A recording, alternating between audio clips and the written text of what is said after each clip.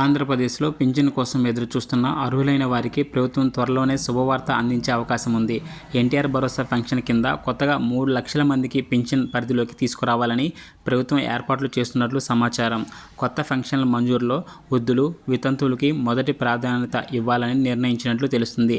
September 2వ వారం నుంచి దరఖాస్తులు స్వీకరించి ఆ తర్వాత అర్హత పరిశీలించి తర్వాత నెల అయిన అక్టోబర్ నుంచి పెన్షన్లు అందించేలా ప్రణాళిక రూపొందించినట్లు తెలుస్తుంది.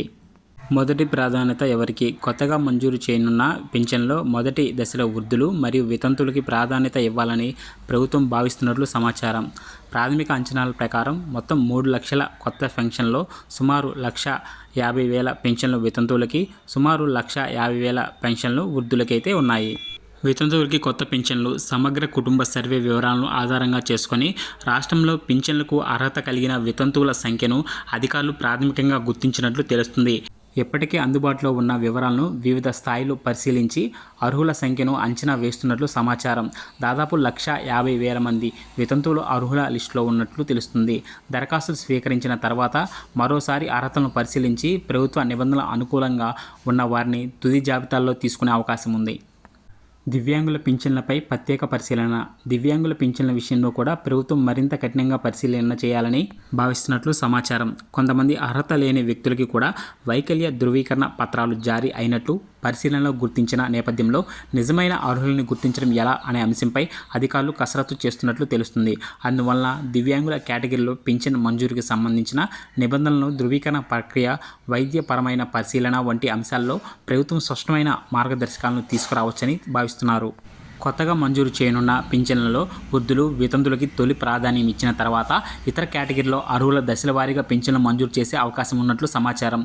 ముఖ్యంగా వృత్తి ఆధారంగా జీవనం సాగించే పేదల కుటుంబాలకు సంబంధించిన పింఛన్ కేటగిరీలపై కూడా అధికారులు వివరాలు సేకరించినట్లు తెలుస్తుంది. చేనేత కార్మికులు, డప్పు కళాకారులు, చర్మకారులు, గీత కార్మికులు కొత్త పింఛన్ల ఎంపికలో కుటుంబాల వివరాలు, ఆదాయం, వయసు, సామాజిక పరిస్థితి, ఇప్పటికే ఏదైనా ప్రభుత్వం ప్రయోజనం పొందుతున్నారా లేదా వంటి అంశాలను పరిశీలించే అవకాశం ఉంది. ప్రభుత్వం వద్ద ఉన్న కుటుంబ సర్వేల డేటా ఆధారంగా తీసుకోవడంతో పాటు అవసరమైన చోట స్థానిక స్థాయిల్లో కూడా వివరాలను ధృవీకరించే అవకాశం ఉంటుంది. అంటే దరఖాస్తు చేయడమే మాత్రమే పింఛన్ మంజూరుకు హామీ కాదు. ప్రభుత్వం నిర్ణయించిన అర్హత ప్రమాణాలను పూర్తిగా నెరవేర్చిన వారికే తుది ఎంపికలో అవకాశం లభిస్తుంది. కొత్త పింఛన్ల కోసం సెప్టెంబర్ 2వ వారం నుంచి దరఖాస్తులు స్వీకరించే అవకాశం ఉన్నట్లు సమాచారం.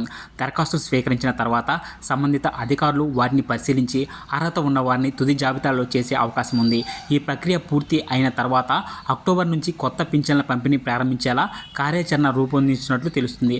అయితే దరఖాస్తు తేదీ, ఎక్కడ దరఖాస్తు చేయాలి, అవసరమైన పత్రాలు ఏమిటి ప్రభుత్వం అధికారిక ప్రకటన విడుదల చేసిన తర్వాత పూర్తి స్పష్టత వస్తుంది.